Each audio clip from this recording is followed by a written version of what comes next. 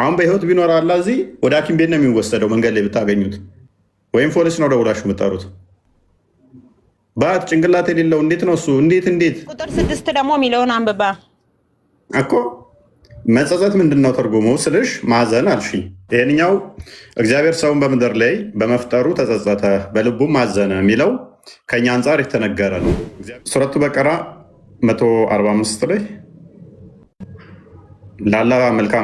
ላላ ብድርን ያበደረ እጥፍ ሆኖ ይመለስለታል ይላል።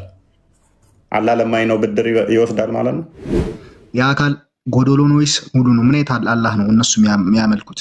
አያውቁትም። እጁና እግሩን ነው የሚያመልኩት። አያውቁም። እጁና እግሩ አንድ ላይ በቂያማ ጊዜ ይመጣሉ። አያውቁም። አልተገለጸም ነው መልሳቸው። ይህ ያልተገለጸውን አካል ነው ለእኛ ሰብከው እስልምናን ተቀበሉ የሚሉ ማለት ለመናገር የውሃብያ ታርጋ ከታች ጽፍ ያለው ውሸትና ፖለቲካ ነው እና ሰሞኑ ላይ እንደው አንዳንድ ነገሮች ያገኙ መስሏቸው ሙስሊሞች በጣም ሲዋሹ በጣም ሲቀጥፉ ነበረ። በእርግጥ አሁን ጸጥ ብለዋል። ምክንያቱም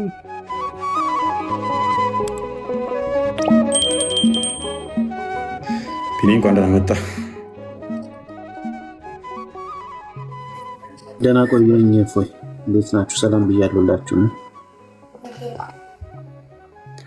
ሰላም ብያለሁ እኔም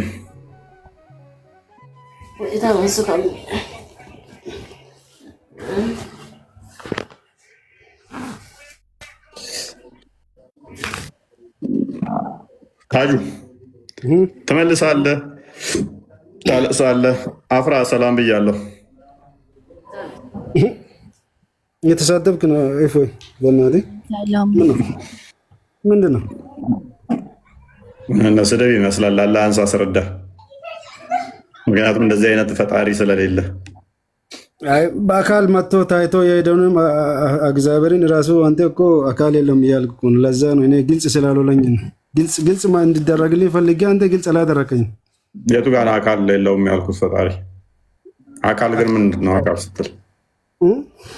አካል ስትል ምን እያልክ ነው? ምን እያልክ ነው? አካል ስትል እኮ አካል ስትል ምን እያልክ ነው? የለውም እያልክ ነው ብለህ ስትሞግጠኝ ምን እያልክ ነው አንተ? አካል የለውም ስትል አልነበረ? እግዚአብሔር የሚባለው ሰው ነገር አካል የለውም ምናምን አይደለም የምትለው በአንተ ሎጂክ። የቱ ጋር ነው ያልኩት? እስኪ መረጃውን አንጣ። ከዲያቆኑ ጋር ስትከራከር ነበር። እኔ እንደዚህ አይመለከተኝም፣ ይሄ ትምህርት እኔን አይገልጸኝም ስትል ነበር። ይሄ ትምህርት እኔን አይገልጸኝም። አንጣ መረጃውን። ቪዲዮውን ደግሞ አዳምጥ። ቪዲዮውን አዳምጥ። እሱን ሪኮመንድ ላድርገው። አላየህም፣ ብታይም ደግሞ ማስተዋል ያስፈልግሃል ማለት ነው። አይቼው ነበር። ኤኒዌይስ የአላህን ባት ከጭንቅላቱ በምንድን ነው የምንለዩት? አረ እንዳትተፋበት። እኔ ስለዚህ አሁን ክርክር ነው በላይ ነው ያነሳው ርዕስ አድርገህ ያ በደንብ አላህ እኮ ቅድም የእህታችን ስታስቀምጥልን ነበር እኮ በአግባቡ ስለ አላህን በማይሆን ጉዳይ ማለት ነው እንዲህ ነው ብሎ መያዝ ለሱ ያው አላህ ባት አለ የለውም? እሺ አላህ ባት አለ የለውም? በፈለገው መልኩ ማለት ነው። እሱን ወላሂ አለም ራሱ ነው የሚያውቀው። ራሱ ነው የሚያውቀው። እሱ አላህን እንዲህ ነው ለማለት ማለት ነው። እሱን ዘርዘር እንትን ለማለት ሳይሆን ትክክለኛ መጽሐፍ ቅዱሳችሁ ውስጥ ያሉ ጉዳዮችን ራሱን እኮ በአግባቡ እንትን አድርገን ማስረዳት መቻል አለብን። ለምሳሌ ያሉ ነገሮች እንዲህ ነው በቃሽ። እስልምና መልሳቸውን አያቸዋ። እዛ ወጥቶ እዛ ወርዶ ቆላ ሄዶ ደጋ መጥቶ ቁልቁለቱ ወርዶ ከዛ እንደዚህ ሲሆን ከዛ ራሱን አሞት ከዛ ጠፍሩ ተቆርጦ ከዛ ምላሱን እነ ብሎ ከዛ ፂሙ ፀጉሩ አድጎ ከዛ ታጥቦ ከዛ እንትን ብሎ ኢትዮጵያውያን ገላል የሚል ነገር እኮ አለ። በሰይፌ ገላል ዘሆን እንዴት ሰው አንድ ይሆናል? ስርዓት አልፈጠረባቸው፣ ብልግና ብቻ እያንዳንዳቸው ማለት ነው። ስለ አምላካቸው ሲጠየቁ ሁሌም ለቅሶ። ኤኒዌይስ ዋብዮች ቤታችሁን ከፍታችሁ ያው እነሱ ጋማ እንደዚህ ተገኘ ምናምን ስትሎ የነበረው እና እናንተን አምላካችሁን ዲፌንድ አድርጉ። እኛ ፈጣሪ በክፍለ አካላት የተዋቀረ ነው ብለን አናምንም። የሆነ ገድል ላይ የሆነ ድርሳን ላይ እንደዚህ አይነት የሚመስል አገኘው ይተረጎማል።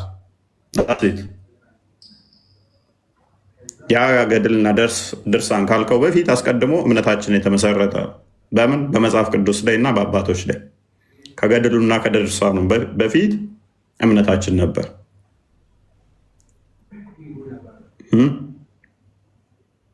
ስለዚህ ይተረጎማሉ ማለት ነው። እናንተ ጋር የሆነ ነገር ሲመጣ አረብኛውን እንደዚህ እንደምትሉት ሁሉ እኛ ጋር ቢመጣ ወደ መጀመሪያው ይመለሳል። መጀመሪያው ምን ይላል? የመጀመሪያ ለምሳሌ አባት እንደዚህ ብሎ ጽፎ ተብሎ ኮት ቢደረግ ኦኬ፣ ያ አባት በመጀመሪያ ወደ አስተማረው ምን ብሎ ነበር ተብሎ ወደኋላ ይታያል። የሆነ ጥቅስ የሆነ ቦታ ላይ ስላገኘ ነው ማለት አይደለም። አላሁ አክበር እንዲህ ጥቅስ አገኘው ብለህ ብትጮህ ማንም አይሰማህም። ስህተት ከሆነ አየህ ስህተት ነው ብለን እኛ እናርማለን። የእናንተ የምታመልኩት የተገጣጠመ ፓርቲሽን ያለው ጣዖት ነው። እጁ ባለበት እግሩ የለም፣ ጎኑ ባለበት ግራና ቀኝ ካለ አትሴም ታይም ግራም ቀኝም በአንድ በኩል ሊኖሩ አይችሉም ማለት ነው። ስለዚህ ግራና ቀኝ ካለ ግራው ባለበት ቀኙ የለም፣ ቀኙ ባለበት ግራው የለም። የአካል ተከፍሎ አለ ማለት ነው። ያንን የምታየው ከሆነ የሚሄድ የሚመጣ ከሆነ ዳይሜንሽን ሰጥተኸዋል። ኦልሬዲ ፊት አለ ከፊትህ አንተ የምታየው። ከዛስ ይሄን አካል ምን አደረከው? ፍጡር አደረከው። የሚካበበት ስፔስ ውስጥ አደረከው። ይሄ ደግሞ የፍጡራን ባህሪ ነው።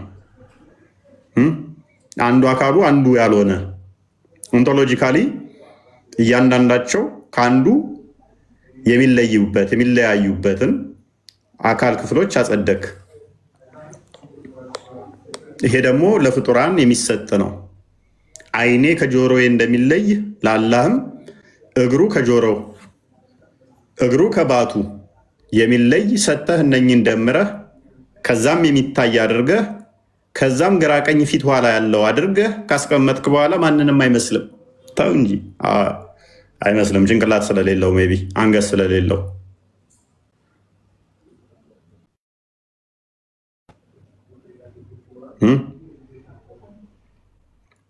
የሚንቀሳቀስ የሚሄድ የሚመጣ ከሆነ ከዛ በኋላ ያ አካል የሆነ አካሉን ማዘዝ አለበት። እኔ ተነስቼ ለመሄድ አይምሮዬ ያዘዋል በነርቭ አማካኝነት ሌሎችን አካላቶችን እንደሚያዛቸው አላህም የሆነ ፓርቱ ወይን እጁ ሊሆን ይችላል አለው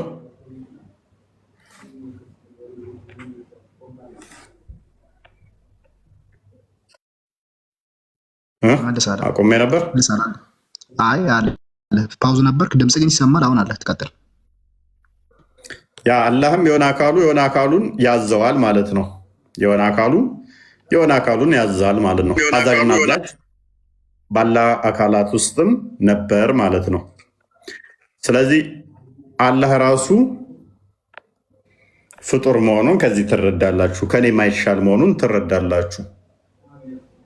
ደግሞም አካላትን ዲፋይ የማታደርጉ ከሆነ ምንድን ነው እያመለካችሁ ያላችሁት? በቂያማ ቀን የምንለዩበትን ካላወቃችሁ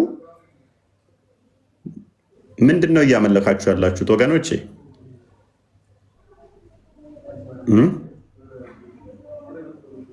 ያ አካል የሰጣችሁት ባት የሚታይ ግራ ቀኝ ያለው ፊት ኋላ ያለው እኔ ይኸው ቀኝ አለኝ፣ ይኸው ግራ አለኝ፣ ፊት አለኝ፣ ኋላ አለኝ።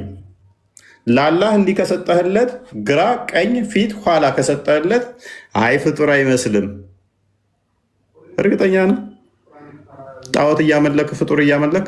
ምክንያቱም ቀኝ ፍጡር ነው፣ ግራ ፍጡር ነው፣ ፊት ፍጡር ነው፣ ኋላ ፍጡር ነው። እነኚህ በሌሉበት ላይ እነኚህ ስፔስ በሌሉበት ላይ ቀኝ ኋላ ፊት ተብሎ አይነገርም። ፈጣሪ ደግሞ እነኚህ ስፔሶች ሳይኖሩ የነበር ነው። ለሱ ቀኝ ኋላ ፊት ከሰጠ ግን ፍጡር ነው እያመለክ ያለው። ምክንያቱም ለእኔ አንጻራዊ ነው። ቀኝ ስትል እዚህ ጋር ስፔስ ስላለ ነው። ግራ ስትል እዚህ ጋር ስፔስ ስላለ ነው።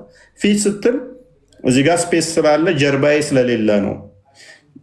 ኋላ ስትል እዚህ ጋር ፊቴ ስለሌለ ስፔስ ስላለ ነው። ለፈጣሪ እንዲህ ከሰጠ ፊት ከሰጠ ስፔስ አለ ማለት ነው። ቀኝ ከሰጠ ስፔስ አለ ማለት ነው። ግራ ስትሰጥ ስፔስ አለ ማለት ነው። የሌለበት እሱ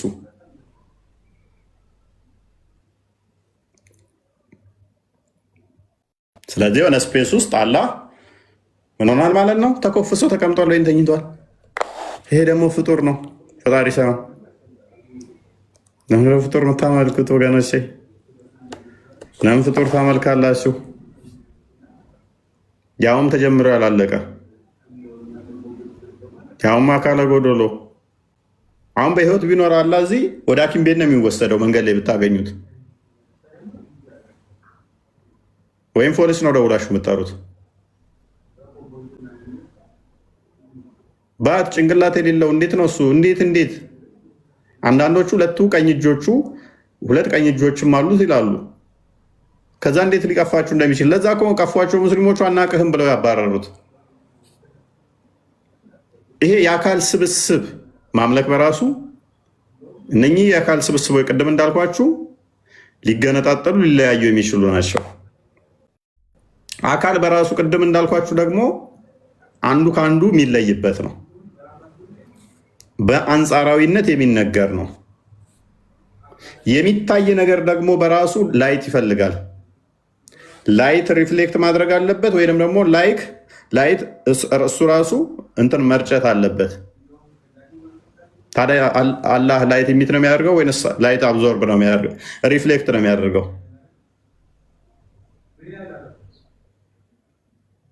እኛስ ደግሞ ምን አይነት ፊዚካል ቼንጅ ያሳይተን ነው አላህን ያን የምናየው?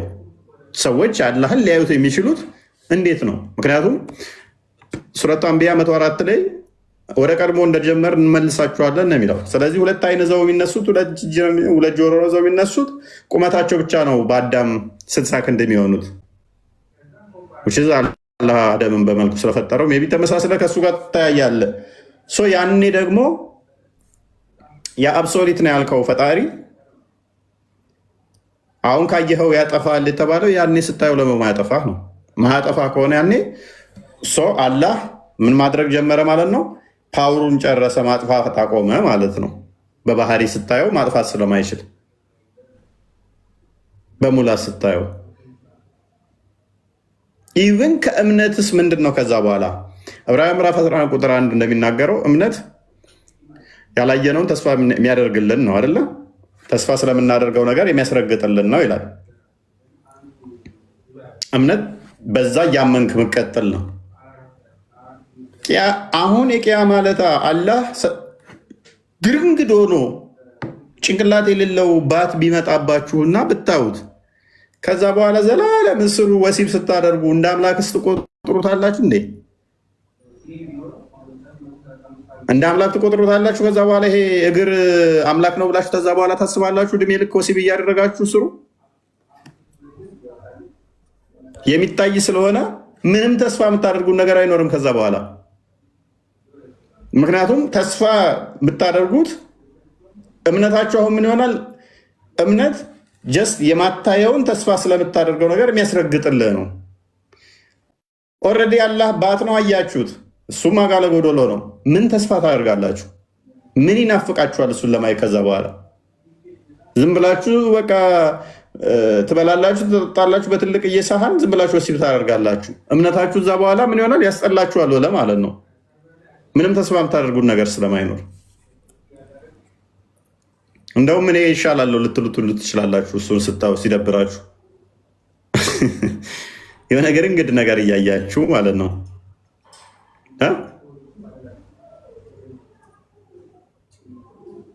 ደግሞስ ያ የምታዩት ነገር እግሩ ድፍን ነው ወይንስ ቀዳዳ አለው? እንደ ቱቦ ውስጡ ክፍት ነው ወይንስ ድፍን ነው? ግራ ቀኝ ፊት ኋላ ካለው ምንድነው ማለት ነው? የሚታይ ከሆነ ወይን ድፍን ነው ወይን ቀዳዳ አለው ማለት ነው።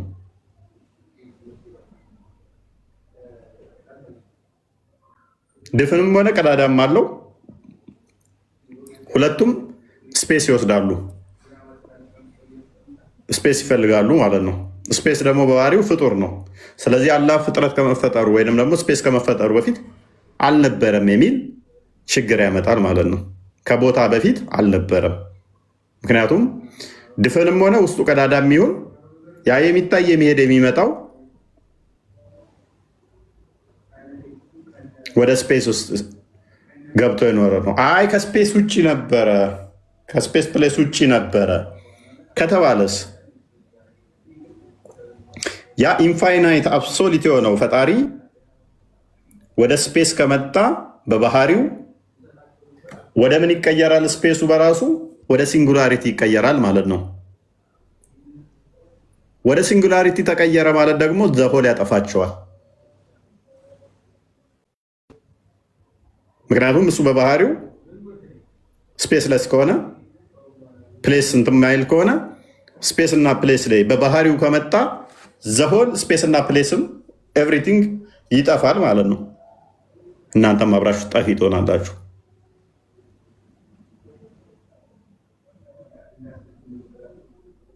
ስለዚህ የእስልምናው ዲሌማ የእስልምናው አላህ ዝም ብሎ የተፈበረከ የተፈጠረ ፍጡር ነው። ስለዚህ ፍጡርን በማምለክ አካል ጎደሎ ያው ገነትን አታስቡት የሚል መልእክት አለኝ። አብዲ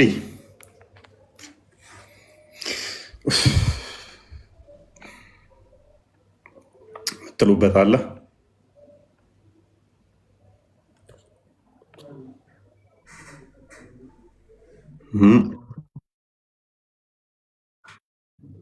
ስለምን አቃታቸው? አይ ቲንክ አላህን አያውቁትም። እስካሁን አላህ ብለው ይሰግዳሉ፣ ዘመናት አስቆጥሩ። ግን ይሄ አላህ ማን ነው? ምንድን ነው? ምን ይመስላል? የት ነው ያለው? ከአርሽ በላይ የሚለውን ቃል ብቻ ነው የሚያስተምሯቸው። አላህን አያውቁም፣ ከኦል እስከ ውስጣቶቻቸው ጀምሮ ማለት ነው። የአካል ጎዶሎ ነው ወይስ ሙሉ ነው? ምን አይነት አላህ ነው እነሱ የሚያመልኩት? አያውቁትም። እጁና እግሩን ነው የሚያመልኩት። አያውቁም። እጁና እግሩ አንድ ላይ በቂያማ ጊዜ ይመጣሉ። አያውቁም። አልተገለጸም ነው መልሳቸው። ይህ ያልተገለጸውን አካል ነው ለእኛ ሰብከው እስልምናን ተቀበሉ የሚሉም ማለት ነው። ተቀብለንስ እኛ የምናመልከው እግሩን ነው እጁን ነው? አያውቁም። ስለዚህ ተጀምሮ ያላለቀን አካል እንዴት ነው እኛ አምላክ ነው ብለን ልናስቀምጠው የምንችለው? በአንድ ቦታ ገደቡ ያስቀመጡት አካል አላህ የት ነው ስንላቸው በእጃቸው እየጠቀሙ አርሽ ላይ ነው ካሉ ያ አርሽ ላይ የተቀመጠው አካል እንዴት ነው የምናመልከው? ከኔ በምን ተለየ አላህ? እንደውም እኔ ተሻልኩኝ ማለት ነው። ስለዚህ ኡስታዞች ይሄን አላህ አያውቁም፣ ግን አላህን ተቀበሉ፣ አላህ አንድ ነው፣ አልወለደም አልተወለደም ከማለት በስተቀር አላህን ሲጀመር አያውቁትም። ለምንድን ያላወቁት? ተጀምሮ ያላለቀ አካል ስላለው።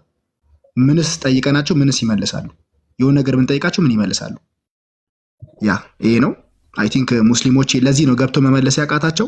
ታች ያላችሁ እና መልኳ አንድ አምላክ ነው የሚሉት ያው አካለ ጎደሎን ነው ግቡና ውሸት ነው ብሎ አንድ ሙስሊም መሞገት አቅቷታል። አይ ቲንክ አላህን አያውቁትም ማስረዱን ስለ አላህ ስንላቸው መልሳቸው ወደ መጽሐፍ ቅዱስ ከመግባት ኢንተራክት ከማድረግ ፕሮግራሙን ወይንም ቶፒካችን ለማስቀየር ከማድረግ በስተቀር አንድ ሙስሊም ተረጋግቶ ለማስረዳት የሞከረ ማንም የለም። ይሄ እስካሁን ለዘመናት የተነሳ ቶፒክ ነው። ያው ነው። በዙ ዙሪያም ራሱ እርስ በርስ ሙስሊሞች ምን እየተደረጉ ነው? እርስ በርስ እየተባሉ ነው። በአላህ ዙሪያ እየተከፋፈሉት ማለት ነውና ይሄን ለማለት ነው። አይ ቲንክ ብዙ ተምረናል፣ ብዙ አይተናል፣ ፎይ ታዘበናልም። ምን ያክል ሙስሊሞች አምላካቸውን ያውቃሉ በሚለው በጣም ታዘበናል። መታዘብ ብቻ አይደለም፣ አካላቸውን አካል ማያውቁትን አምላክ ለዘመናት ጣዖት ነው ለካ የሚያመልኩት እንድንል አድርጎናልና ውሸት ነው ይላሉ ኮመንት ላይ። እንትን የራሳችን መጽሐፍ አይደለም ብለው ከመጽሐፍ በስተቀር አንድ ሙስሊም ገብቶ መሞገት አይችልም። ናግባ ውሸት ነው የምትል ካለ ያ ኮመንት ላይ ውሸት ነው የሚለው እያየሁት ነው። አንድ ቁጥር ጻፍ እና ናግባ ውሸት ነው የምትል ኢፍቱ ሻም ግባ። ኢፍቱ ሻም ግቢ ወደ ሴት ቆሽ አይ ቅድም ስለ አላህ አካላት ስትናገር የፈንክሽናል ካረጉት ለምሳሌ እጅ፣ አይን ምናምን ብለው በዛ ላይ ፈንክሽናል ካረጉት የሚያመጣው ችግር የገባቸው አልመሰለኝም ሙስሊሞች። ምክንያቱም ፈንክሽናል የምታደርገው ከሆነ ለምሳሌ አላህ ሁለት እጆች አሉት ብለህ አደምን በእጁን የሰራው ብለህ እጁን ሊትራሊ ይጠቀማል ብለህ የምትል ከሆነ ይህ ፈንክሽናል እየረከው ነው ማለት ነው። ስለዚህ አላህ በሁለት እጆቹ አደምን በሚሰራበት ሰዓት ላይ ሌላ ነገር መስራት አይችልም። ሊትራል እጅ ከሆነ ቢዚ ናቸው ማለት ነው። ይሄ ልክ ከሰው ጋር የሚያስተካክለውና ውስንነት ያለበት አካል የሚያሳይ ነው ማለት ነው። አንድ ሰው በሁለት እጆቹ የሆነ ነገር ከሰራ በቃ እነዛ ሁለት እጆቹ ቢዚ ስለሆኑ ሌላ ነገር መስራት አይችልም፣ ወይ በሌላ አካሉ ካልሰራ ማለት ነው። ፈንክሽናል አድርገህ በዚህ ልክ አስቀምጠ እንደዛ የምትሰይም ከሆነ ችግር አለው ማለት ነው። የአምላክ ሳይሆን ፍጡር ነው። አይን ሁለት አይን ብለህ ይሄ አይን የሚባለውን ሊትራል አይን ብለህ ፊቱ ላይ ካስቀመጥክ በኋላ በጀርባው አይን እስካልሰጠው ድረስ በጀርባው ያለውን ነገር አላህ አይም ማለት ነው። የሆነ አካል በጀርባው ቢመጣ ላይ ነው ማለት ነው። ምክንያቱም ሊትራል አይን ነው፣ ፈንክሽናል የሆነ ሊትራል አይን ነው ያለው። እሱም ደግሞ በፊት ለፊት ነው። መቼም እንደ ጭራ ከጀርባ አይን አለው እንደማይሉን ተስፋ እናደርጋለን። እንደዛ ካሉ በሁሉም አቅጣጫ ላይ ይችላል እንላለን። ግን ሊትራሊ አይን አድርገህ በፊት ለፊት ላይ አስቀምጠህ ፊቱ ላይ አይን አለው ብለህ ካልክ በኋላ ሊትራል አይን ከሆነ ሊትራል አይን ደግሞ ምናልባት የማየት እንትኑ መጠኑ ሊለያይ ይችላል እንጂ ከፊት ለፊት ያለውን ነው የሚያየው። መላው ሰውነቱ መላው አካሉ አይም የሚሉ ከሆነ አይን የሚባል ክፍል አለው በዛ ነው የሚያየው ብሎ የሚሉ ከሆነ ፈንክሽናል እያደረጉት ነው ማለት ነው። ይሄ ከሰው አይለይም፣ ከኛ የተለየ ነው ምናምን ሊሉ አይችሉም። ምናልባት ኳሊቲው ሊለይ ይችላል። አንተ የተወሰነ ርቀት ልታይ ትችላለህ፣ እሱን ደግሞ ብዙ ርቀት ሊያይ ይችላል። ከፊት ለፊት ያለውን ከኋላ ያለውን ነገር ግን ሊያይ አይችልም ማለት ነው። ሊትራሊ ይሄ ሎጂካል የሆነውን ጥያቄ እንዴት አድርገው ይመልሱታል? እያንዳንዱን ሰውነቱን ፈንክሽናል ካረከው አንድ እግሩን ጃምናም ላይ በሚጭንበት ሰዓት ላይ ያ እግሩ ሌላ ነገር መስራት አይችልም ማለት ነው። ምክንያቱም ኦኩፓይድ ሆኗል፣ ቢዚ ሆኗል በዛን ያን በመጫን ማለት ነው። ስለዚህ እንዲህ አይነት ፈንክሽናል አድርገህ አምላክ ነው ከኔ የለይም ምናምን ብለህ ብትል ሎጂካሊ እንዴት ነው የምታስታርቀው? ማስታረቅ ይገባቸዋል። እና ይሄ በጣም ትልቅ ችግር ነው። ለአምላክ እንደዚህ አይገባውም። አምላክ እንደዚህ ከሆነ ከአንተ አይለይም። የሆነ ስራ ሲሰራ በሆነ ወቅት ላይ የሆነ ሰዓት ላይ ቢዚ ነው ማለት ነው። እግሩ ቢዚ ነው፣ እጁ ቢዚ ነው፣ አይኑ ቢዚ ነው። እንደዚህ የምትል ከሆነ በምልአት አይም በምልአት አይሰራም፣ በምልአት አይንቀሳቀስም የሚለው ነገር ችግር ይፈጥራል ማለት ነው። ይሄ ደግሞ የሰው ባህሪ ነው፣ የፍጡራን ባህሪ ነው። አምላክ እንደዚህ አይደለም። በሁሉ ቦታ የሞላ ነው። በሁሉ ነገር ሁሉን ያህል በሁሉ ቦታ የሞላ ነው። ለመስራት እጅ አያስፈልገው፣ እጅ ብቻ ለመስራት ወይም ደግሞ ለመሄድ እግር አያስፈልገው።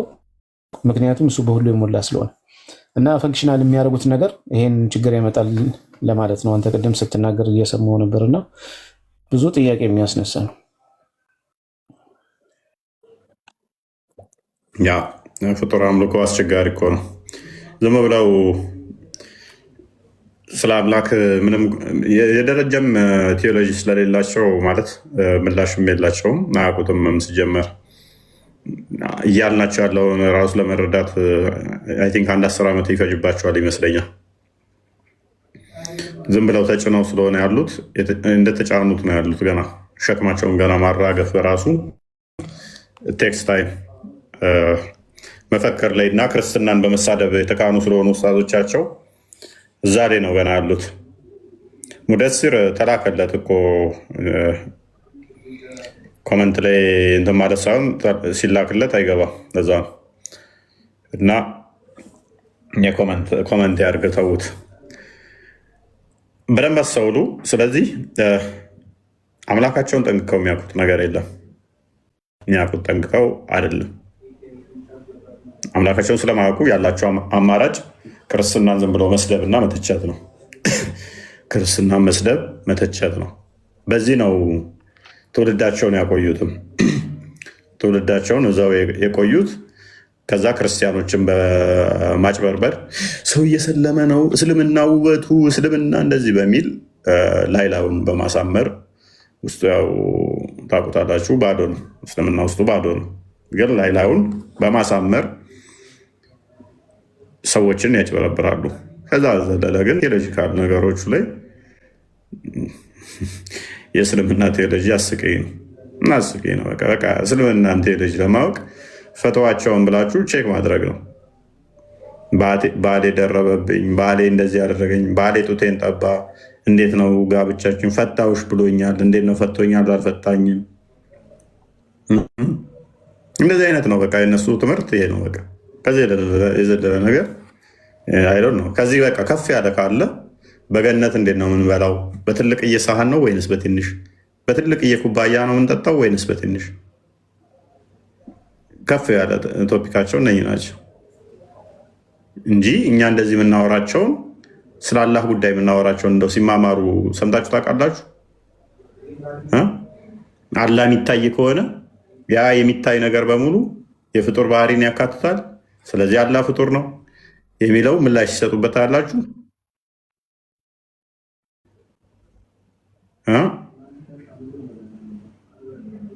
የለም።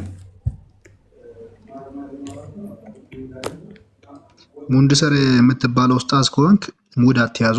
ድራማችሁ ስለምናቅ ነው። ተልኮላችኋል፣ አልገባም። ታች ኮመንት ላይ እንደ ህፃን ዝም ብሎ ከመቀለድ በስተቀር ይሄ የሚጽፉት የሚቆጥረው ነው።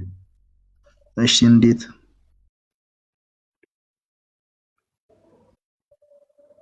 የቲንክ አይነበብም? ማን እየጻፈ ያለው?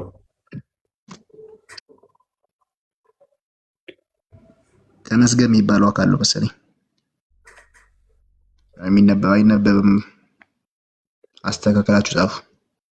ኦኬ እንዴት ነው የሚበላው? ምንድነው? እሺ አፍራ ሰላም ነሽ?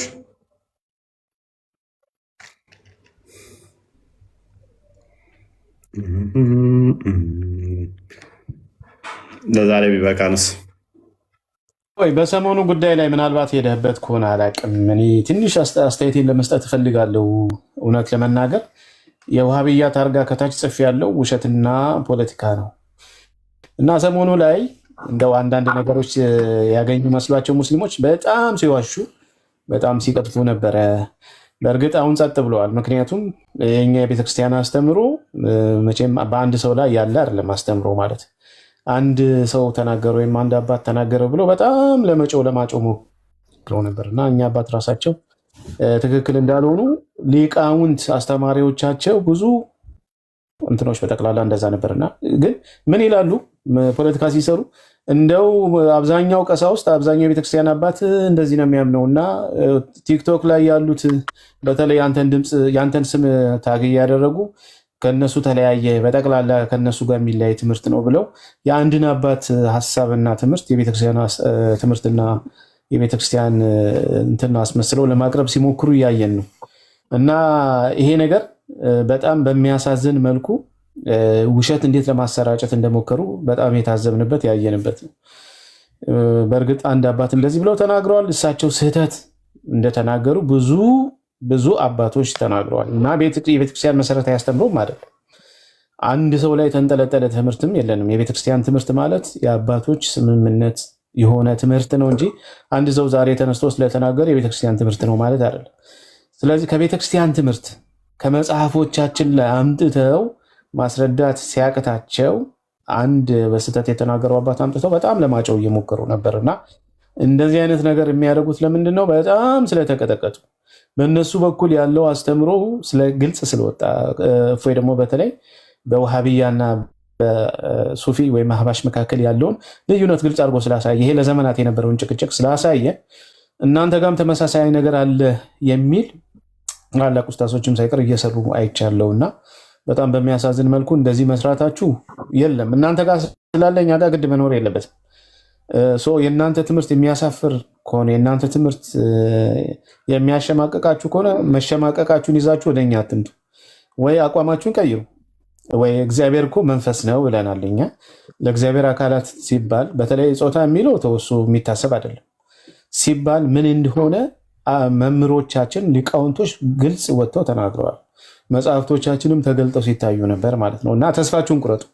ከዚህ በኋላ እንደዚህ ብላችሁ የምታነሱት ኢቨን በአንዳንድ በገድላት መጽሐፍ ላይ ያሉት እንኳን ከምን አንጻር እንደሆኑ በደንብ ተንትነው ተቀምጠዋል ማለት ነው። ስለዚህ እግዚአብሔር ላይ ያለው ነገር ጥርት ያለ ነገር ወጥቷልና አትዋሹ። ውሃብያ በተለይ እኔ ሱፊና ሀባሾችን ልናገር አልፈልግም። ውሃብያ የሚባለው የእስልምና ሴክት ካለ ፖለቲካ፣ ካለ ውሸት፣ ካለ ቅጥፈት ስለማይቆም ሰሞኑን በጣም ለማራገብ እየሞከሩ ነበርና ይሄ የሚያሳየው ቅጥቀጣ ስለበዛባቸው ምክንያት ይፈልጉ ነበር። ያችን ምክንያት ደግሞ አባቶች ያሳጥተዋቸዋል ማለት ነው። ለዚህም ደግሞ እግዚአብሔር ይመስገን። ይሄን ለማለት ነው። እንደዚህ የሚያደርጉ ሰዎች ካላችሁ፣ ቪዲዮ የምሰሩ ሰዎች ትክክለኛውን እያወጣችሁ፣ በተለይ ሰሞኑን እየሰራችሁ ያላችሁ ነገር በጣም የሚገርም ነው። ቀጣፊዎችን እግር በእግር እየተከታተለች ውሸታቸውን እያጋለጠች ነው እና እሷንም ፎሎ እንድታደርጓት ቪዲዮቿን እንትን እንድትሉ እንትን ላለው ወደ ማንኛውም በዚህ ጉዳይ ላይ የነበረው ነገር እንዲጠራ ስለፈለግኩ ነው። እፎይ ምናልባት ተናግረው ሊሆን ይችላል መግቢያ ላይ አሁን ስለመጣው አላውቅም።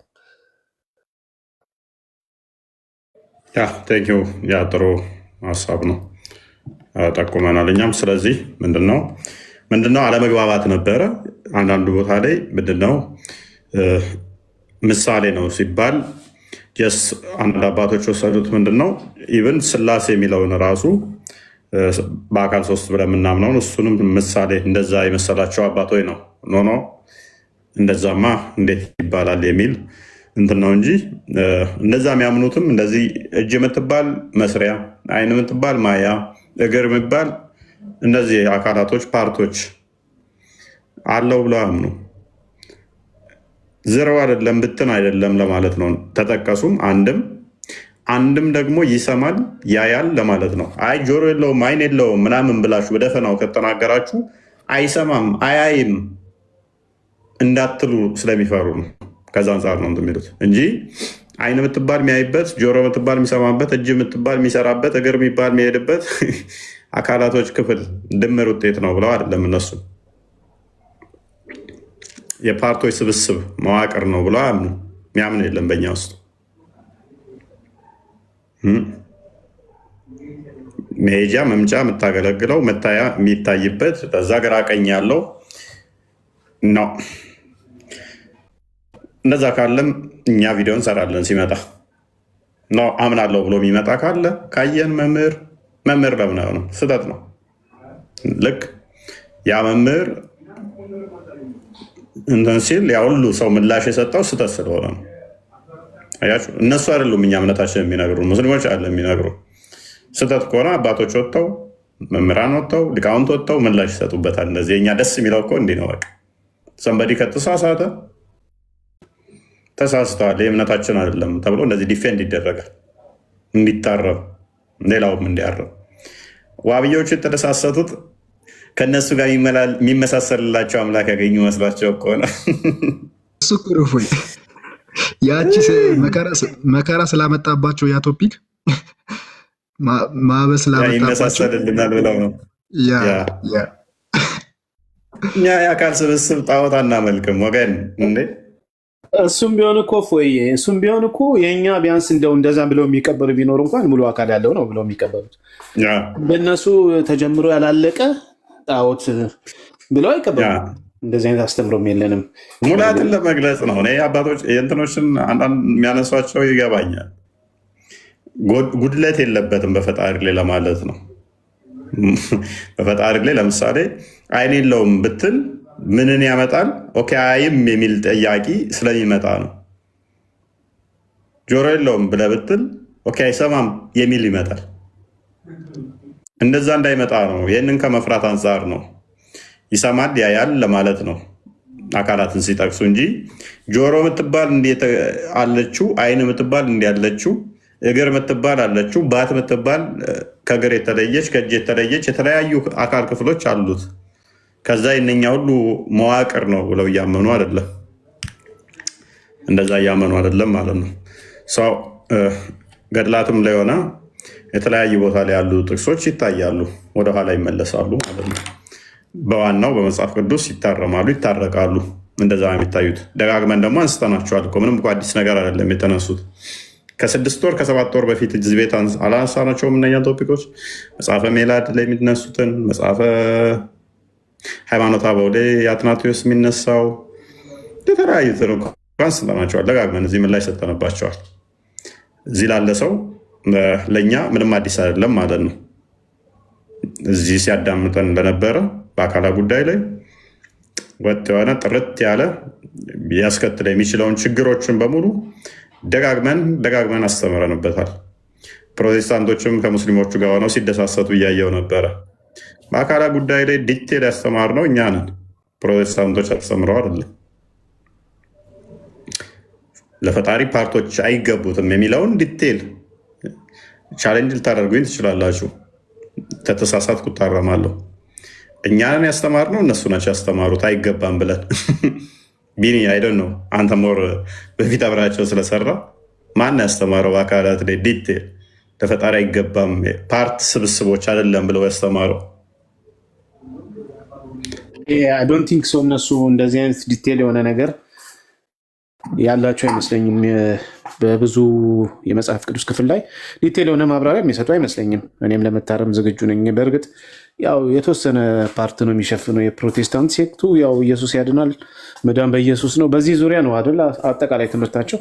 ከዚህ የተለየ ብዙ በሚስጥረ ስላሴ አሁን ያልኩ ለምንድን ነው እሱ በአካላ ጉዳይ ላይ እንደዚህ ፓርቶች ለፈጣሪ እንደማይገባ ዲቴል እንዳስተማሩ አድርገው ወይኔ እነሱ የዋቢ ምናምን እያሉ እንትን ሲሉ እኛ እኮ ነን ከዓመት ያላነሰ ቶፒክ አድርጋ ነው ገብተን እያንዳንዷን በተነን ያስተማር ነው። ለፈጣሪ ፓርት ለምንድነው የማያስፈልገው የሚለውን የሄድንበት እኛ ነን። ቢያንስ እነሱ አስተምረውበት ከዛ በኋላ እኛ መተን ቢሆን የምንኖረው ድስማሽ እንትን አይልም። እነሱም እያስተማሩበት እናንተ ጋርም ተገኘ እንዲህ ምናምን ምንም ሳታስተምር በዚህ ጉዳይ ላይ ቻሌንጅ ባላደረክበት ላይ እኛን ቻሌንጅ የምታደርግ መስሎ ከሆነ ወይንም ደግሞ እኛ ማናቃቸው አዳዲስ መጥቶ ቢሆን ኖሮ ቻሌንጅ እያደረግን እኮ ስህተት ነው እያልን እኛ እንደዚህ ከሆነ እንዲህ አይሆንም እያል እየተወያየን ኦልሞስት ከዓመት ያላነሰ ቶፒክ አድርጋ ነው ነበር ማለት ነው። ብዙ የሚያስደንቅ ብዙ የሚያስገርም ስላልሆነ ነው። እና ብቻ ዋናው ነገር ዋናው ቁም ነገር መግባባት መቻሉ ነው። ተግባብተዋል ይመስለኛል። የተሳሳተው መምህር ተሳስቷል። ዛሲት ከዛ ውጭ የለም። ለዛሬ በቃ ነው። አይዳ እኔ እኮ ጥያቄ ልጠይቅ መጥቼ እንዴት ዋላችሁ? ሰዎቹ ብሎ ነው እኔ መጽሐፉ ላይ የተጻፈውን እኮ ነው የጠየኩ። ምንድን ነው ኮመንታተሮች የምታብዱት? ያልተጻፈ እኮ መጥቼ አልጠየቁ። አይዳን አስወርዳት ፖለቲካ ምን እኔ ንጽጽር አይደለም የምሰራው ፖለቲካ ልሰራ ነው የተጻፈውና መጥቼ ጠየቅኩ ያለሁት። ምን ነው አበዳችሁ? ተረጋጉ። ካም ዳውን ሃይ ማድቦ ቤቢ ካም ዳውን ብላለች። አይዳ ጉዲ ወረና ጉድ እኮ ነው አስወርዳት ማልጀቴ ዋንበረ ፈሜጅሩን ጋፈታን ጅራ መሌ ዋይ ብራ ፊዴ ጋፈታን ጅሩ አያ ፖለቲካን የጀታን ትፈካት ሰኒፍ ዱማረት ዱፍቴቲ ፖለቲካ ማሊ የረውን ዱማረት ዱፍታ ማለት ዱፍታሪ ጀልቀባ ማሪፍ እንደሆነ ጀልቀባ ረት ማሪፍ እንደሆነ ጀልቀባ ማሪፍ እንደሆነ እሲን ዩ ፖለቲካ ወጀ ፖለቲካ ከሰኔ ስንትን የቹን በርባዱ ጋፊ ወፊ ጋፈቹን ፋማሌ የሮጡ ሙሩ ዱፍቴት ፖለቲካ ወጀት ደሙ በርባደ ነማ ጋፊ ጋፈተኑ ሳቲሸን ቦደ ኮታ ጋቲየቱፍ ጋፈቹ ፈን ዱፌ ማሌ አይዳብቴ አረጋጉት ሰዎች። እኔ ጥያቄ ልጠይቅ ነው የገባሁት። የተጻፈ ነው እንጂ ዝም ብዬ በራሴ አይደለም አንጥቼ ጠይቄ ያለሁት።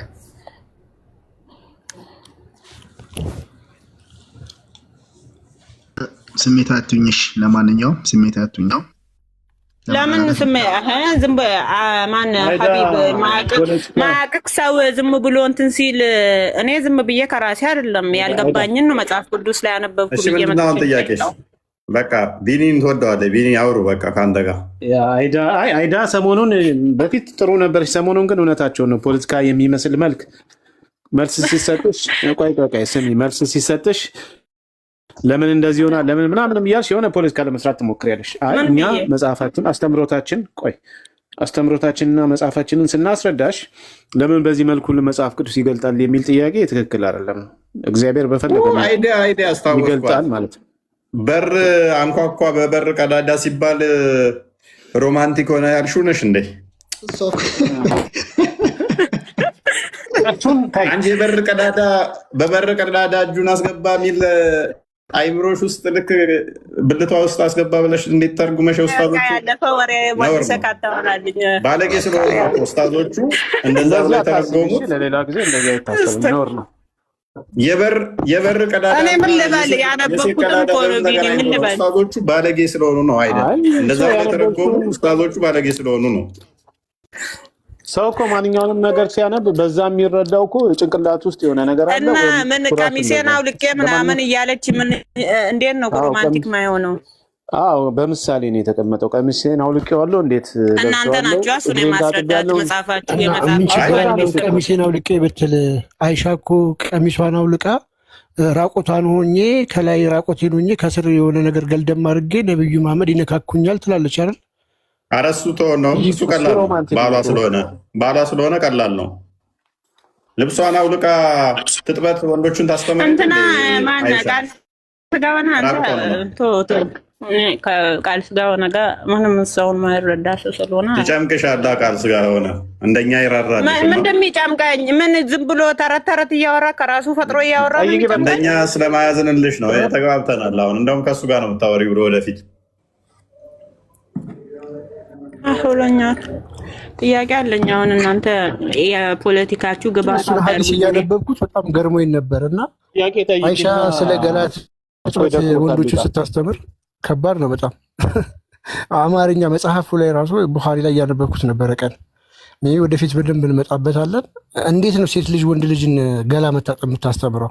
ራቆቷን ሆና ኢንጂን ምን ብለው ሸፈኑት? መጋረጃ ነበር በመካከላቸው። እንዴ መጋረጃ ከነበረ ሰውየው እንዴት አየ? በጣም ሳክሰኝ ለማስተማር እንደዚህ ጠቡ ወሲብ አድርገው ነው ወሲብ አድርገው እንዴት መታጠብ እንዳለባቸው ጀናባው ነው። መጋረጃ ካለማ እንዴት ያዋታል? አክቹዋሊ ስለ መጋረጃው እኮ እስከዚህ ድረስ ነው የሚሉት። ከዚህ ከታች አይታይም ነገር አይነት አይ እኔን ስለምትፈለፍሉት እኮ ነው። ለምንድን ነው ብዬ እኔም የራሳችሁ መጽሐፍም ገለጥ አድርጉ። አይ እኛ ጋር ይገናኝማ አይዳ በር እሱ ከውጭ ሆኖ እሷ ቤት ውስጥ ተኝታ ለመክፈት በር ታግሎ በእናንተ ዳይፍ ቢኖር ትጥሳይ ነበር። ዳይፍ ነው ብለህ ትጥሳይ ነበር። ትላንት ማትጠይቅክ ምን ሳይ ዳይፍ የለም እንጂ እናንተ ጋር እኮ ዳይፍ ነው የሚሉት። ዳይፉንም እኮ ይጠቀሙታል ለመረጃ። ነገር ግን እኛ ዳይፍ አናመጣም ሲጀመር። ኤኒዌይስ ምንድን ነው ጥያቄሽ? እኔ ጥያቄ ፈጣሪ እንዴት ይጸጸታል ነው ጥያቄ። ኦኬ ኦሪት ዘፍጥረት ምዕራፍ 6 ከቁጥር 6 ላይ ፈጣሪ እናድዳል ብለሽ ታምኛለሽ? እግዚአብሔርም ሰውን በምድር ላይ በመፍጠሩ ተጸጸተ፣ በልቡም አዘነ ይላል። እሺ መልካም ምንድን ነው? ኦኬ አንድ ክፈተው እንትና አቢብ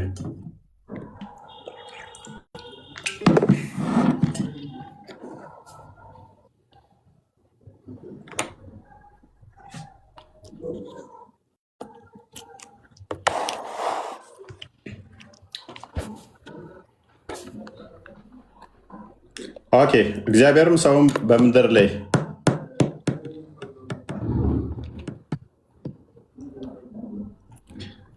አንብቢው እና አሁን ጥያቄሽ እንዴት ይጸጸታል ነው። ጸጸት ምን ብለሽ የተረዳሽው? አዛና ተጸጸተ ካለ እንግዲህ ምን ማለት ነው? ይሄ የሰውኛ ባህሪ አይደል? ማዘንና መጸጸት እንዴት ለፈጣሪ ይሆናል? እንዴት ፈጣሪ ራሱ በፈጠረው ነገር ይጸጸታል ያዝናል ነው ፈጣሪ? እሺ ስለዚህ ጸጸት ማለት ማዘን ነው። አላህ አዛኝ ነው አይደለም? ኖ ሰውን ምድር ላይ በመፍጠሩ እኮ ነው። ይሄ እኮ አይደል እንዴ ማዘን ነው ብለሽ ስለፈጠራችሁ አላህ ያዝናል። ያዝን ለጠፍ የራስህን መልስ ስጠኝ። በቃ አላህ ያዝናል። አላህ ነብይ ለምን እንትና አትነግረኝም? የራስህን መልስ ያዝናል አያዝንም መልሽልኛ። እሱን ኦይ ማልቦ ፈጣሪ እንዴት ያዝናል አልሽኝ አይደለም? ከዛን ቁጥር 6 ደግሞ የሚለውን አንብባ እኮ መጸጸት ምንድን ነው ትርጉሙ ስልሽ ማዘን አልሽኝ። አላህ ያዝናል አያዝንም ስልሽ ለምን ከበደሽ? ኤኒዌይስ ይህንኛው እግዚአብሔር ሰውን በምድር ላይ በመፍጠሩ ተጸጸተ በልቡም አዘነ የሚለው ከኛ አንጻር የተነገረ ነው። እግዚአብሔር በፍጹም የሚጸጸት የሚያዝን አይደለም። ለሱ ጸጸትና ማዘን አይነገረውም። ነገር ግን የሰው ልጅ በሰራው ክፋት ተንኮል ምክንያት ፍርድ መጣበት። ፍርዱ አዘነ ተጸጸተ የሚል ተነገረ እንጂ ፈጣሪ ወደፊቱን ሳያውቅ ቀርቶ ጸጸት ምንድን ነው ስለሰውኛ ባላደረግኩ ነበር ባልሆነ ነበር ብለን የምንለው ነው አይደለ? ፈጣሪ ወደፊቱን የሚያውቅ ነው። ሁሉን የሚያውቅ ነው። ስለዚህ ለእሱ ጸጸት አይነገርም። ነገር ግን ፍርዱ ነው።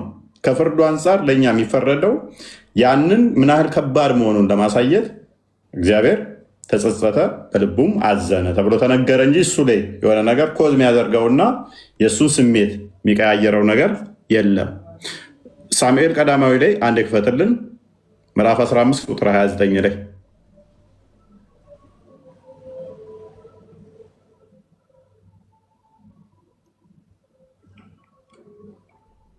ቀዳማዊ 15:29 የሰው ጸጸት ይታወቃል። ለእግዚአብሔር ሲናገር ግን እንደዛ ማለት አይደለም። የእስራኤል ኃይል ለእስራኤል ኃይላቸው እግዚአብሔር ነው። የእስራኤል ኃይል እንደ ሰው የሚጸጸት አይደለምና አይዋሽም፣ አይጸጸትም። ስለዚህ የሰውኛን ጸጸት ይዘሽ ፈጣሪ ተጸጸተ ማለት አይደለም።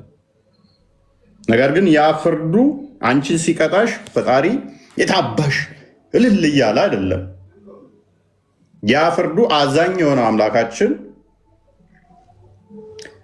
ያ በአንቺ ላይ የሚመጣውን ፍርድ አዘነ፣ ተጸጸተ ተብሎ ተነገረለት እንጂ ወይኔ ባላደረግኩት ወይኔ ባልሆነ እያለ ፈጣሪ የሚያዝን የሚጸጸት እንደኛ እንደ ሰውኛ አይደለም ማለት ነው። ሰማለኝ ግን እፎይ ትሰማለህ። በጣም አሪፍ ነው። አንድ ነገር ብቻ ይጨመርላትና መጸጸት ማለት ማዘን መሆኑን ከመጽሐፍ ቅዱስ እንስጥሽ አይደ ያው የእግዚአብሔር ኃይል እንደ ሰው የሚጸጸት አይደለም ተብሏል። በቃ የእሱ መጸጸት እንደ ሰው አይደለም። የሰው መጸጸት ምንድን ነው? ወይኔ ምን አለ እንደው እንደዚህ ባላረግኩኝ ብሎ የወደፊቱን ስለማያውቅ ይህን ባላረግ ነበር ብሎ መጸጸት ማለት ነው። ሰው የወደፊቱን ስለማያውቅ። እግዚአብሔር ግን እንደዛ አይደለም። ከዛ ሳይሆን የሚጸጸተው እግዚአብሔር ማዘኑን ለማመልከት ነው። ኢዩኤል 2:13 ላይ እሱን ብቻ እናሳያትና ከዛን ይበቃታል። ኢዩኤል 2:13 ላይ ጠይቅሻለሁ። እሺ 2:13 ላይ እንዲህ ይላል። ይኸውልሽ እሺ ልባችሁን እንጂ ልብሳችሁን አትቅደዱ። አምላካችን እግዚአብሔር ቸር መሐሪ፣ ቁጣው የዘገየ ምሕረቱ የበዛ ለክፋት የተጸጸተ ነውና ወደ እርሱ ተመለሱ ይላል። ምን ማለት ነው? ሰው ለክፋት የተጸጸተ ማለት ምን ማለት ነው?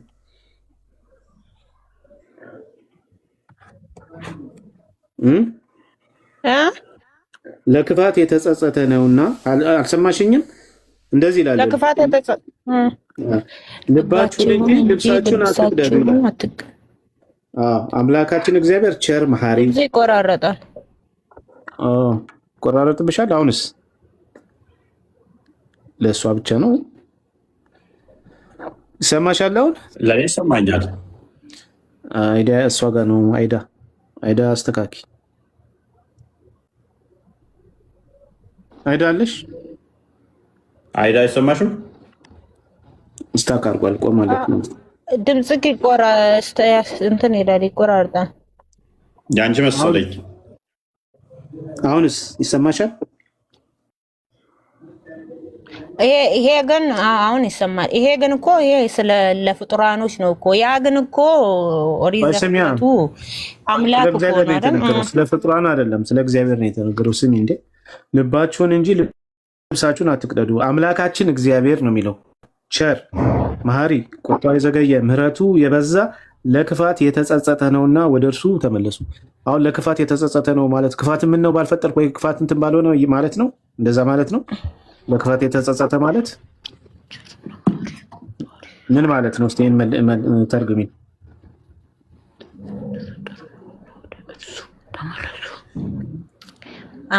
ቢኒ ይሄና እኮ እኔ ያመጣሁት አንቀጽ እኮ አይገናኝም። አረ ይገናኛል። እዛ ጋም እግዚአብሔር በሰዎች ክፋት ተጸጸተ ነው የሚለው፣ እዚህ ጋም ደግሞ ለክፋት ተጸጻች ነውና ነው የሚለው። ምንድን ነው የሚለየው? ሁለቱ ምንም የሚለየው ነገር የለም። ግን ለፈጣሪ ይገባዋል ትላለህ? አይ ይኸውልሽ ስሚ፣ ሰዎችን በመፍጠሩ መጸጸቱ ኦኬ፣ ስሚ መጸጸት አልሰማሽም ማለት ነው። ቅድም እኮ አንደኛ ሳሙኤል ያነበብኩት እኮ ነው። አረ ስሚ ቆይ፣ አንደኛ ሳሙኤል ላይ ቁጥር 15 ምዕራፍ 15 ቁጥር 29 ላይ የእስራኤል ኃይል እንደ ሰው የሚጸጸት አይደለም ብሏል። ስለዚህ የእግዚአብሔር ጸጸት እንደ ሰው አይደለም። የሰው ጸጸት ስለማያውቅ ነው፣ የወደፊቱን ስለማያውቅ ምን ይሄን ባላደርግ ነበር ብሎ ይላል። እግዚአብሔር ደግሞ እንደ ሰው አይጸጸትም ስለተባለ እግዚአብሔር እንደዛ አይደለም። መጸጸት ማለት ማዘንን የሚያሳይ ነው። እሱን እኮ እንትን እያመጣሁልሽ እኮ ነው። አሁን ኢዩኤል ላይ ያመጣሁልሽ እኮ። ኢዩኤል ላይ ምን ይላል? እግዚአብሔር ለክፋት የተጸጸተ ነው ብሎ አስቀምጧል። የሰው ልጆች በሰሩት ኃጢአት እንስሳቶች ምን አጥፍቶ ነው ነገርን ከምድር ቆይ አይዳ ስሚ፣ ይህን ሳንጨርስ ሌላ ቦታ አትሂጂ።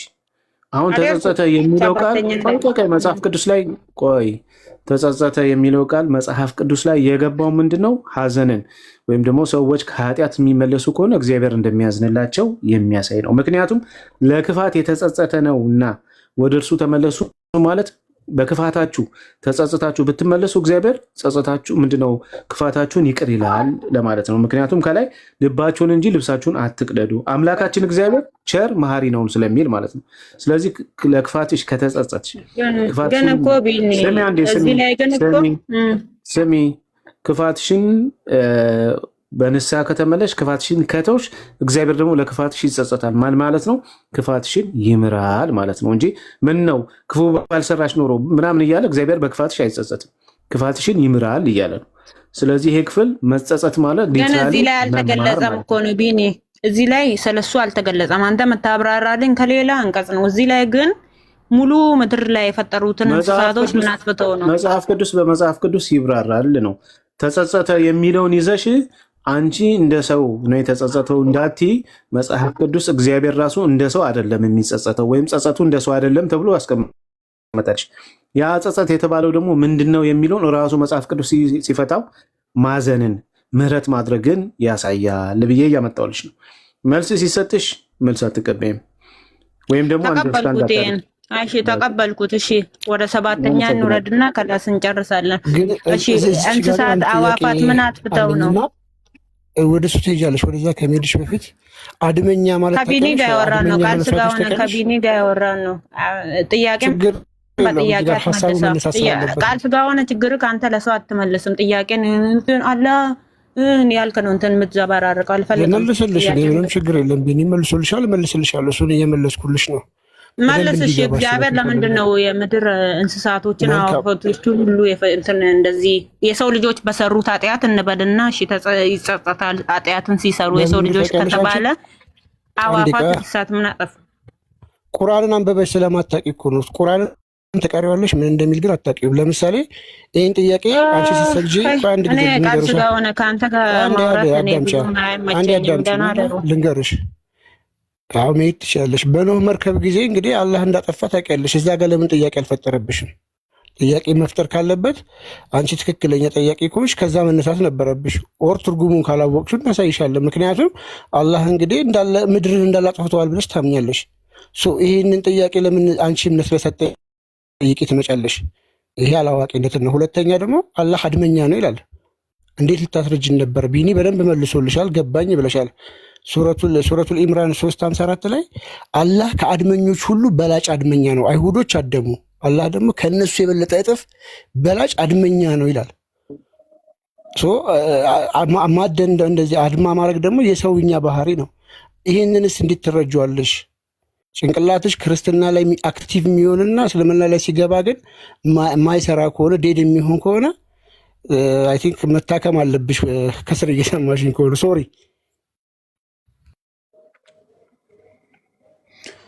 እሺ ቴንኪው። እንግዲህ ተጸጸተ የሚለውን ተመልክተናል። ምንም እንትን የለውም። አንዳንዴ በስርዓት ማዳመጥ መቻል ጥሩ ነው። ለመከራከር ብቻ መሆን የለበትም ማለት ነው። ስለዚህ ፍርዱን ለማሳየት ነው። ፍርዱን ለማሳየት ነው። አዛኝነቱን ለመጠቆም ነው። እግዚአብሔር ሲፈርድባችሁ ጥፋት አጥፍታችሁ ሲፈርድባችሁ የታባታችሁ ደስ አለ ምናምን በሚል ኤክስፕሬሽን አለ የሚመጣው።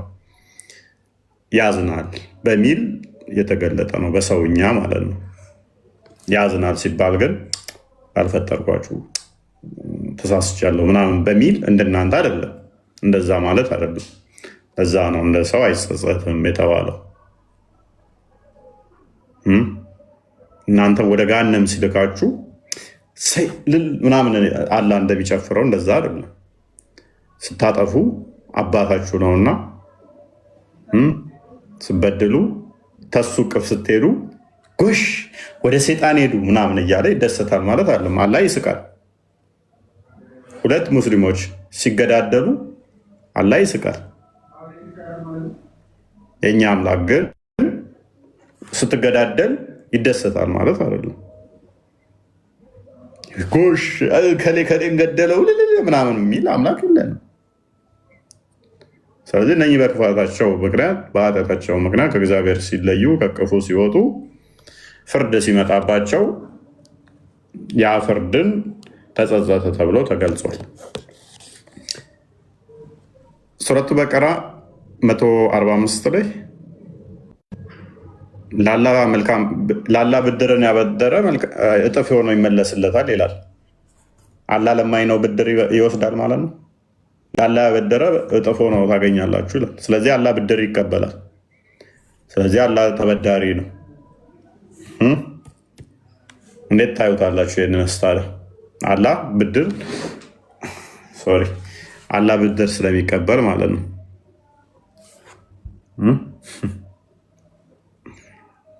አላህ ተበዳሪ ነው ወይንስ ትተረጉሙታላችሁ? አላህ ገንዘብ ይፈልጋል ማለት ነው። ለምሳሌ ሐዲስ ኩርሲ 1840 ላይ ተርቤ ያላበላችሁኝም ተጠምቼ ያላጠጣችሁኝም ይላል። ስለዚህ አላህ ይራባል ማለት ነው። አላህ ይጠማል ማለት ነው። እንዴት ነው የምትረዱት? እንጨምር። ሐዲስ ኩርሲ 1940 ላይ ደግሞ ኩራት ካባዬ ነው ይላል። የሚኮሩ ሰዎች ገሃነም ይገባሉ ይላል። አላህ ደግሞ ኩራት እንደ ጋቢ ለብሰዋለሁ ልብሴ ነው ይላል። ስለዚህ አላህ ኩራተኛ ነው።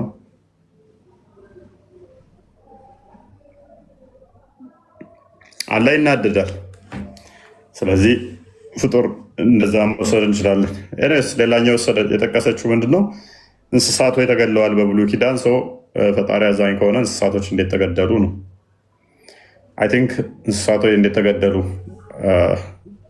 የሚለው እንስሳቶች ቃልም እንዳለው ለምሳሌ በኖህ ጥፋት ምክንያት እንስሳቶች አብረው ጠፍተዋል። በቁርአን ውስጥም አለ። ይሄ እንዴት ያዩታል? እንዴት ታዩታላችሁ? ሌላኛው ለአማሌቃውያን ሲባል እንስሳቶቹ እንዲገደሉ የታዘዘበት አለ በብሉይ ኪዳን ላይ። ለምንድን ነው እሱ ያል እንደሆነ ሙስሊሞች እንደሚያደርጉት አሁን ሙፈሲሮቻቸው እንዳስቀመጡት ከእንስሳት ጋር ወሲብ ማድረግን አማሌቃውያን እንስሳቶቹን ወሲብ ያደርጓቸው ነበረ። ከእንስሳቶቹ ጋር ይዳሩ ነበረ እና እንስሳቶቹ በባህሪያቸው ንጹህ ቢሆኑም ፈጣሪ ንጹህ አድርጎ ቢፈጥራቸውም እነኛ አማሌቃውያን ግን ጥሩ አልነበሩም ሰዎቹና እንስሳቶቹን አርክሰዋቸዋል። ከነሱ ጋር ወሲብ ይፈጽማሉ፣ ከእንስሳቶቹ ጋር ማለት ነው።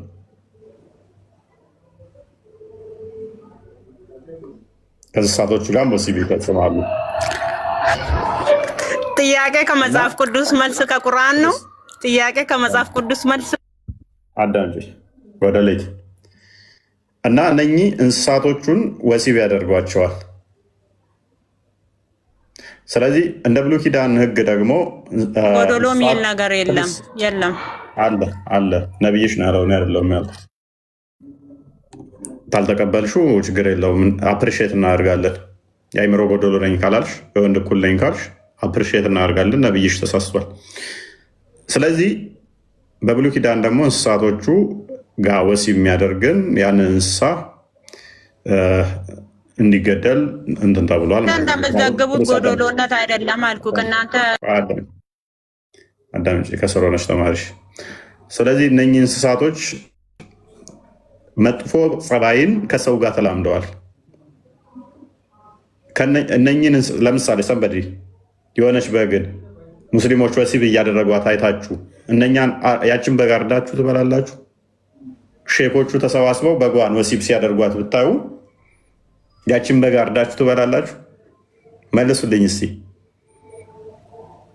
በግን ሙስሊሞች 1-5 ሆነው ተሰባስበው ወሲብ ሲያደርጓት አይታችሁ ረዱና ብሎ ብትባሉ ትበላላችሁ? ትበላላችሁ? እነኚህ ሰዎች ደግሞ ልጆቻቸውን ለጣዖት የሚያርዱም ናቸው፣ ለሞሎክ የሚያርዱ ናቸው። ትንቢተ ኤርምያስ ምዕራፍ 19 ቁጥር 5 ላይ ዘዳግም ምዕራፍ 12 ቁጥር 29 እስከ 30 ልጆቻቸውን ለጣዖት የሚያርዱ ናቸው። ዘዳግም ምዕራፍ 17 የተለያየ ቦታ ላይ ስለዚህ ከእንስሳቶቹ ጋር ሩካቤ ተላምደዋል።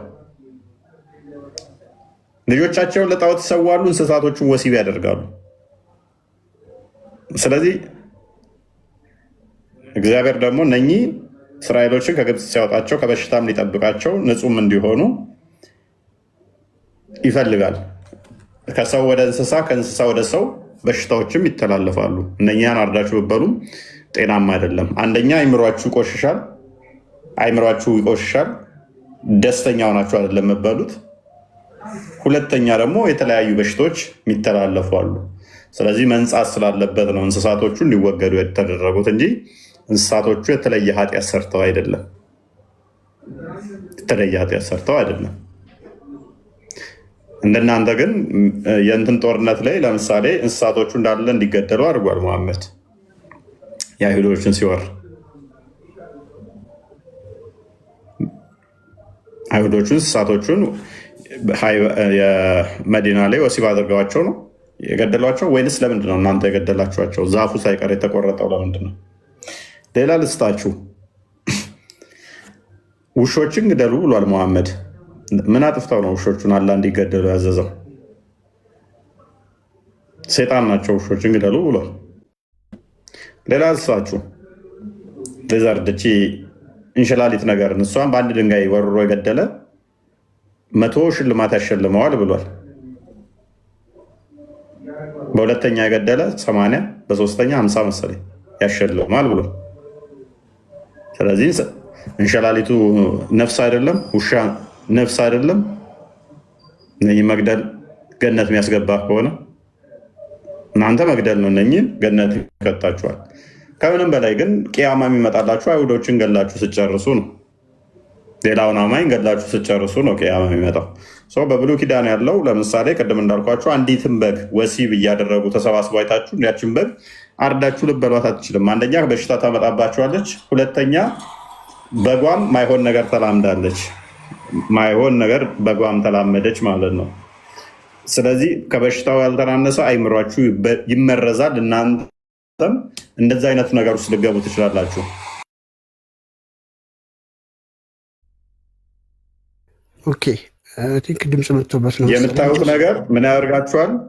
ይረብሻችኋል። የምታዩት ነገር ያበላሻችኋል እናንተንም። ያቺ በግ ወይም ደግሞ ያቺ እንስሳ እዛ ጋ ወሲብ እንደሚያደርጓት አውቀህ ቤት ስታመጣት አንተም የእነኛ ባህሪ ሊጋባብህ ይችላል። አየህ። ስለዚህ እነኛ እንስሳቶች እንዲጸዱ እንዲወገዱ አድርጓል እንጂ በባህሪያቸው እንስሳቶቹ አጥፍተው አይደለም።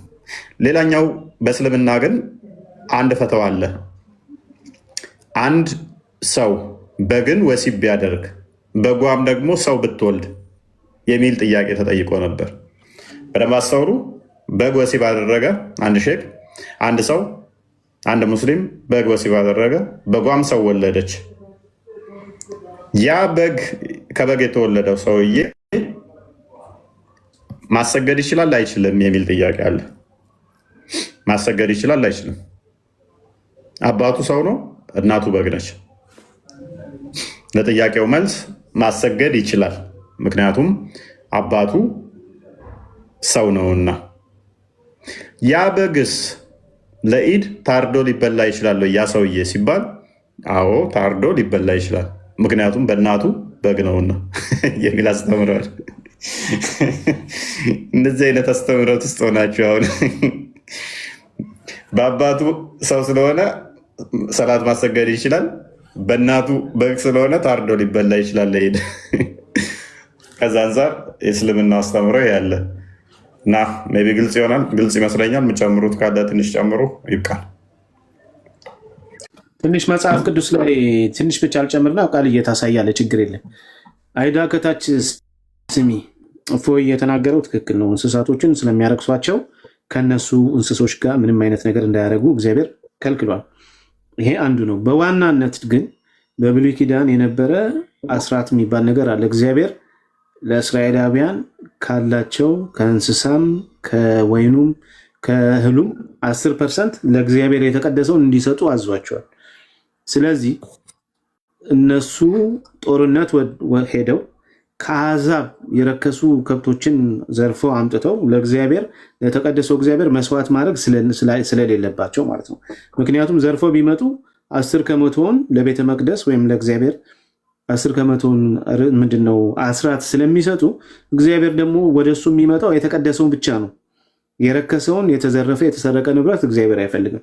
ስለዚህ እስራኤላውያን ይህን እንዳይለምዱና ጦርነት አድርገው ከአሕዛብ የማረኩትን እያመጡ ለቤተ መቅደስ አስራት አድርገው እንዳያቀርቡ ከራሳቸው ካፈሩት ከጉልበታቸው ከተቀደሰው ብቻ ነው እግዚአብሔር እንዲሰጡ የሚፈልገው።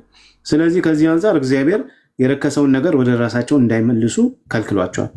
እግዚአብሔር በፍርዱ አይሳሳትም። ለመጀመሪያ እግዚአብሔር በፍርዱ አይሳሳትም። ሁለተኛ እግዚአብሔር የረከሰውን ነገር እሱ ንጹሕ ቅዱስ ነውና የረከሰው ነገር ወደ እሱ እንዲያመጡ አልፈቀደላቸውም በብሉይ ኪዳን ዘመን።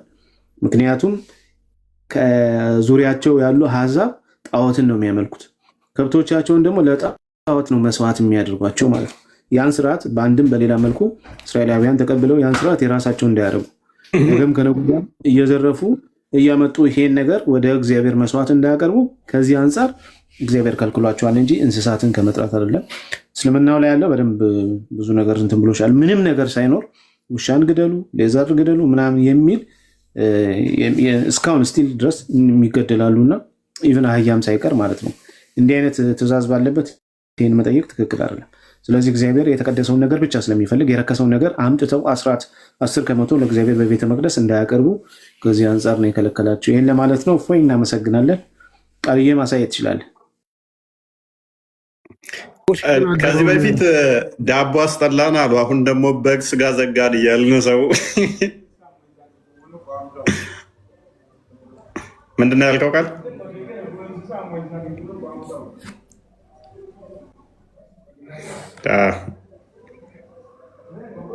ሚዩት ነው። የበጉ ነው እና የበጉ ፈትዋ ነው እና ሙሉ ፈትዋ የሰጡበት ነው። ለአረፋ ይተረዳል ወይስ አይተረድም ብለው የሆነ የተነጋገሩበት ነው።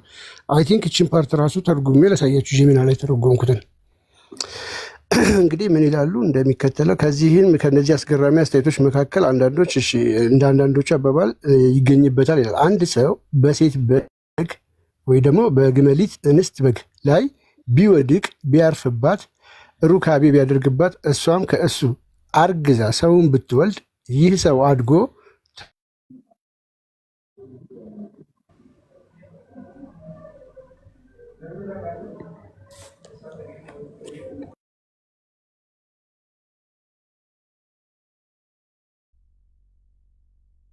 ይበቃል፣ ይፈቀዳል፣ ይሆናል። ምክንያቱም በዚህ አይነት ሁኔታ የልጁ ፍርድ ሕግ ልክ እንደ እናቱ ፍርድ ነው። እናቱ ደግሞ መስዋዕት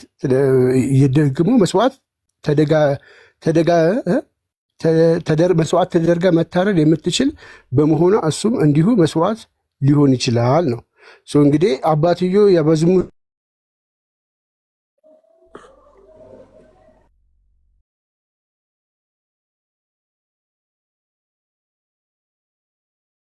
ቲንክ ኔትወርኩ ላግ እያደረገበት ነው መሰለኝ። ዴባ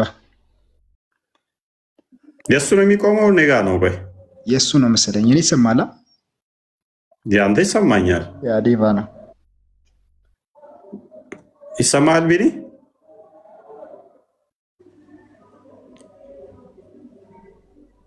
አይ ኮመንት ላይ ራሱ የእሱ ነው። እሱ ነው አስወጣው።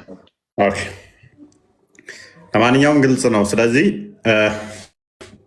በጓን ወሲብ አድርጎ ሰው ከወለደ ሰውየው አዛን ማለት ይችላል፣ ማሰገድ ይችላል። ምክንያቱም በአባቱ ሰው ስለሆነ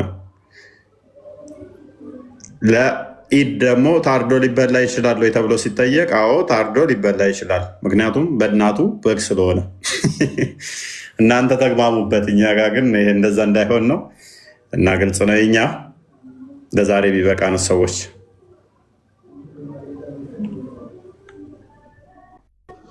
ያ በቃ መልካም አዳሪውን ታች ያላችሁ እስካሁን ታምራችኋል። በተማራችሁ ላይ እንግዲህ እንትን አሰላሱ